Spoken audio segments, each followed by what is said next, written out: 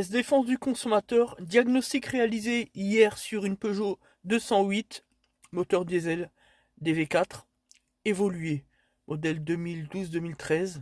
Le diagnostic nous a renvoyé au système d'additivation. On va pas dire comme toujours, mais comme souvent. Défaut, faites réparer le véhicule. Le voyant moteur ici. Le défaut, risque de colmatage FAP. Le voyant service ici. Et enfin, le défaut niveau additif, trop faible, faites réparer. Véhicule à 242 383 km.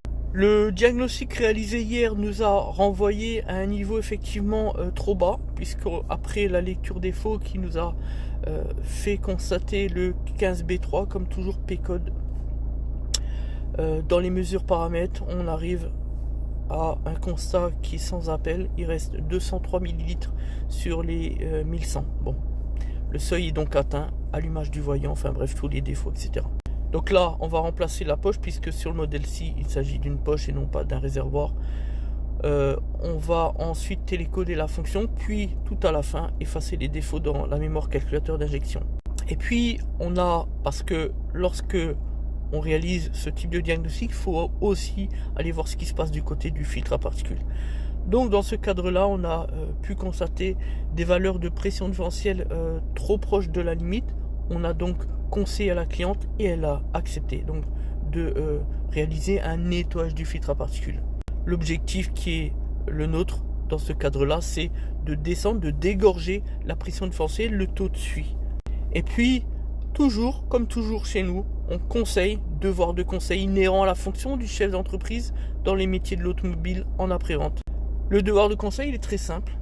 Pas de trajet à froid, pas de trajet en urbain, au mieux des impératifs de chacun bien sûr.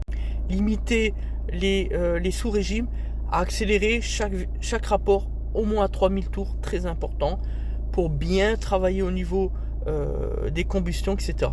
Les gens ont tendance à penser que rouler en sous-régime, donc éviter de trop appuyer sur la pédale, ça permet de moins consommer de carburant. C'est une erreur, c'est même tout l'inverse. Puisqu'on va favoriser les corrections d'injection, dit correction, qui dit correction, pardon, dit partie surconsommation. À long terme, c'est donc une surconsommation et pas une sous-consommation. Attention à tout ça. Voilà le bestiau, comme à l'hôpital. Voilà, confirmation, c'est vide. Putain de belle-mère, ils ont mis des cages de partout là, c'est du grand n'importe quoi.